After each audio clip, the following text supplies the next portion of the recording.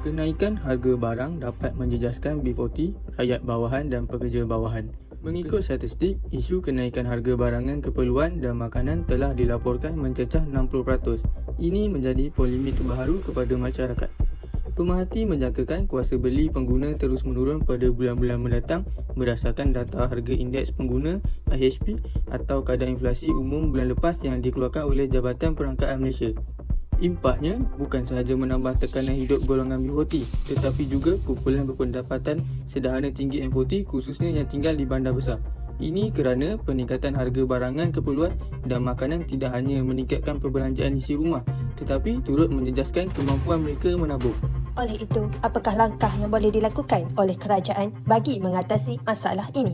Yang pertama, kerajaan telah melanjutkan tempoh harga siling bagi barangan tertentu.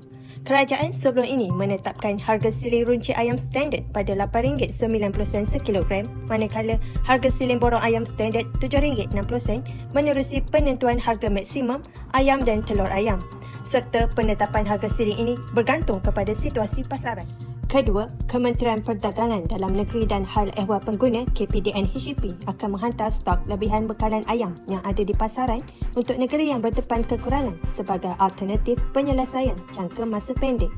Selain itu, kerajaan mengumumkan tiada lagi permit import AP barangan makanan dan larangan ekspor ayam.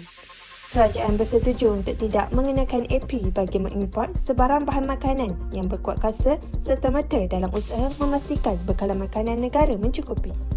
Pengusaha penternakan ayam secara kecil dan sederhana dibenarkan untuk menerima bayaran pendahuluan subsidi harga ayam sebagai salah satu cara untuk memastikan bekalan ayam terus stabil di pasaran, mempermudah proses bayaran dan tuntutan subsidi harga ayam yang membolehkan petani dan penternak menerima kemudahan ini tanpa banyak masalah.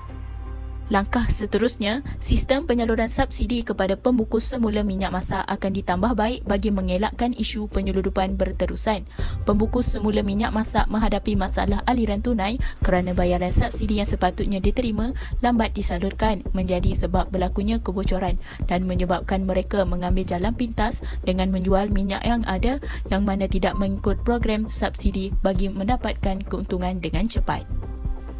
Kementerian Pertanian dan Industri Makanan MAFI menyatakan komitmen untuk memperkasa keluaran pertanian tempatan sebagai langkah mengurangkan kebergantungan kepada pengimportan sekaligus menjamin kelangsungan bekalan makanan negara. Inisiatif ini bukan sahaja dapat membantu mengurangkan kebergantungan kepada bekalan import, malah dapat meningkatkan produktiviti dalam negara.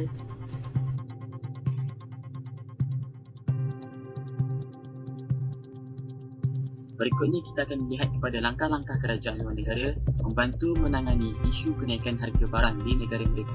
Negara yang pertama kita kaji ialah negara New Zealand. Kerajaan New Zealand membelanjakan 1 bilion New Zealand dollar yang bersama dengan 623.45 juta US dollar untuk membantu menangani isu kenaikan harga barang. Kerajaan New Zealand juga memberi allowance 27 New Zealand dollar kepada 2.1 juta rakyat mereka setiap minggu untuk 3 bulan. Kerajaan New Zealand juga menggalakkan persaingan dalam sektor supermarket dalam usaha mereka untuk mengurangkan harga barang. Juga melaksanakan pengurangan duty petrol dan tiket angkutan awam akan dipanjangkan untuk 2 bulan lagi. Negara berikutnya yang akan kita kaji ialah Korea Selatan. Korea Selatan membelanjakan 810 bilion won yang bersama dengan 876.2 juta US dollar untuk membantu meringankan kos sara hidup orang ramai. Kerajaan Korea Selatan juga melaksanakan pengecualian cukai tarif kepada beberapa barang keperluan asas yang diimport, contohnya daging ayam, daging lembu dan gandum. Tarif 25% ke atas barang import ditarik semula dan akan dikekalkan pada kadar 22.5% untuk sepanjang tahun 2022.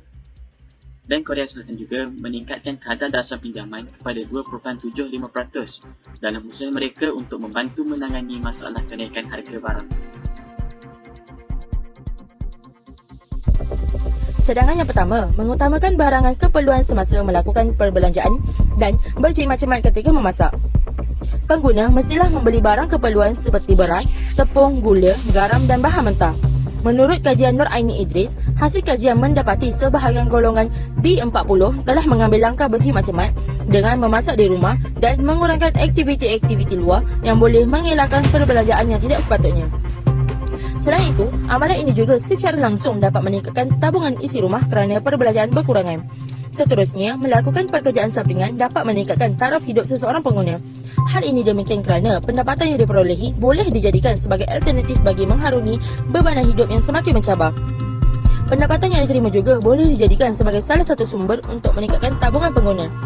Menabung merupakan satu amalan proaktif berpaksikan kesedaran seseorang dalam membuat persediaan bagi menjamin masa depan yang cerah, menurut Sohaila. Peningkatan harga barang menyebabkan kos untuk sara diri turut meningkat dan menyebabkan golongan berpendapatan rendah terpaksa bekerja sambilan bagi menampung perbelanjaan harian mereka. Akhir sekali, menghasilkan sumber makanan sendiri dengan bercucuk tanam sama ada sayur-sayuran maupun buah-buahan atau menternak haiwan ternakan seperti ayam, itik, lembu dan kambing dapat meningkatkan sumber makanan mereka sekaligus dapat mengurangkan perbelanjaan harian. Cadangan kami yang boleh dilakukan oleh kerajaan yang pertama ialah melaksanakan sistem potongan minimum 10% daripada pendapatan bulanan. Ia dapat menjadi simpanan wajib pengguna dan juga menjamin penyimpanan pada setiap bulan. Yang kedua, menyediakan dana untuk diagihkan kepada golongan B40 diberikan setiap bulan kepada mereka dan memastikan ia mencukupi bagi membantu mengurangkan beban membeli barang keperluan harian. Yang ketiga, mengecualikan cukai kepada golongan B40 dapat membantu golongan ini untuk mampu membeli barang keperluan harian.